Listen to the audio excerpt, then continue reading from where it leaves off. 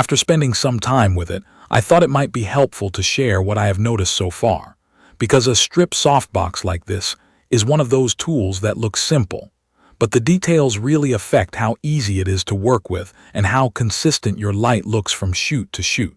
At a basic level, this is a tall, narrow softbox that you put on a strobe or a constant light, usually to get a long, controlled highlight.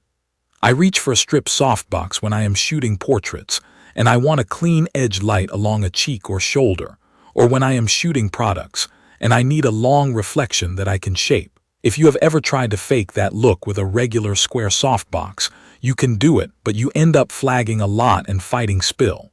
With a strip shape, you start closer to the look you want.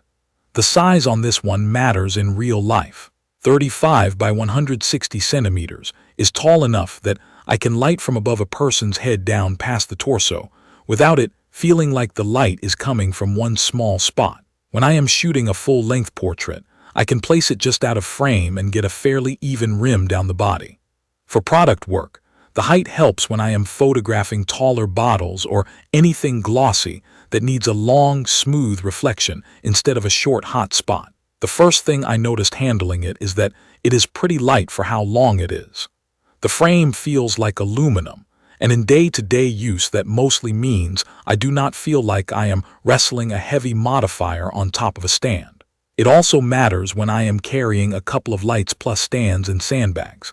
I have used softboxes with cheaper metal that starts to feel rough over time, or starts to show corrosion in humid environments. With this one, I have done a few shoots where the air was damp, and I have not seen any spots or weird discoloration. Build quality is mostly what I would call practical. The fabric feels thick enough that it does not feel papery, and the seams on mine look straight and clean. The inside is reflective, and in use it does not create strange bright patches that I can see in catchlights. The front diffusion material attaches with hook and loop, and it holds well. I am mentioning that because I have had modifiers where the diffusion sagged or started peeling during a shoot, and that is distracting when you are trying to keep a rhythm going with a subject.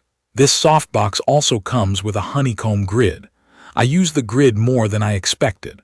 Without it, the light is still directional because it is a strip, but you will get spill to the sides, especially when you are working close to a white wall. With the grid on, the beam tightens up and the edge of the light is easier to place. That becomes useful when I want the highlight on hair and shoulders, but I do not want to wash out the background. It also helps when I am shooting in small rooms and I cannot move lights far away from walls. Setup is not hard, but it is not instant either, and the long shape makes you pay attention. When I am setting it up carefully, I take a minute to make sure the rods are seated correctly and the tension is even. If you rush and one side has more tension than the other, the front surface can look a little twisted, and that can change the shape of reflections on glossy products. Once you have done it a few times, it becomes muscle memory. But the first couple of times I did feel like I needed a bit of space to lay it out and build it without bumping into things. In daily use, the biggest practical thing is that long modifiers catch air. Indoors, no problem. Outdoors, even a light breeze can turn it into a sail. I do not blame the softbox for that, it is just physics, but it does affect how I use it. If I am outside, I bring a heavier stand and I use a sandbag, and I keep the light lower than I normally would if it is windy. When I do that, it is fine, but if you are thinking about using a tall strip softbox outside with a lightweight travel stand, I would not trust it. On portraits, I usually place it slightly behind the subject for a rim light, or I bring it around more to the side for a softer wrap. The output looks smooth, and the fall-off is predictable. What I mean by that is I can move it a little closer or farther, and the look changes in a way that makes sense, without sudden hot spots. With the grid, the rim gets cleaner and more defined. Without the grid, it feels a little more forgiving if the subject moves. For product shooting, I used it on a couple of bottles and a laptop lid. The strip shape is great for creating a long highlight that makes the edges read clearly. The grid helps control what shows up in reflections, but it also reduces output a bit, which is normal. When I want a brighter reflection, I remove the grid. When I want a tighter line that does not spread across the whole object, I keep it on and I just move the light a little closer. One thing I pay attention to with any softbox is whether it creates an even front surface. With this one, once it is set up properly, it looks even enough that I do not see banding and reflections. If I am being picky, the only times I saw unevenness were times when I did not fully tension one corner, and that was on me. The fix was just taking 10 seconds to reseat the rod and tighten it. I also want to talk about mounts for a second in a practical way.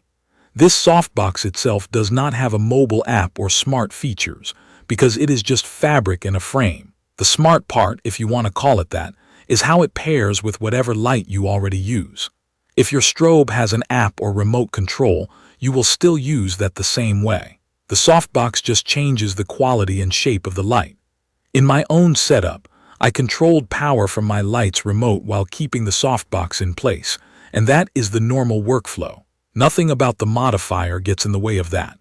Packing it up is straightforward. It folds down long and it fits back in its bag without me having to fight it. The only small annoyance is that, because it is a long strip, it can be awkward in tight storage. In my car, I just place it along the side. In a small closet, it takes a bit of planning. That is not really a flaw, just something you notice with a 160cm modifier. Over time, it has held up well for me. The hook and loop still grips, the fabric has not stretched, and the rods have not bent. I treat my gear decently, but I do not baby it. It gets packed, unpacked, moved between locations, and handled quickly on shoots. So far, it feels reliable. If you are wondering who this is for, I think it makes the most sense for portraits and product shooters who want that controlled strip look without improvising flags all the time. If you only shoot casual indoor photos once in a while, it might feel like extra setup. But if you do controlled lighting regularly, a strip softbox like this becomes a regular tool. Overall, my impression is that it does what a strip softbox should do. It gives me a long, soft source with control when I need it, especially with the grid. The main limitations are the normal ones for this shape, like setup time compared to an umbrella, and the fact that it can catch wind outdoors. If you already know you want a strip softbox in this size, this one has been easy for me to live with and consistent on real shoots. If you have questions about how I would place it for a specific type of portrait or product, or what light I paired it with, leave a comment and I will try to help. If this video was useful, subscribe to the channel and let me know what you want me to test next. Thank you for watching.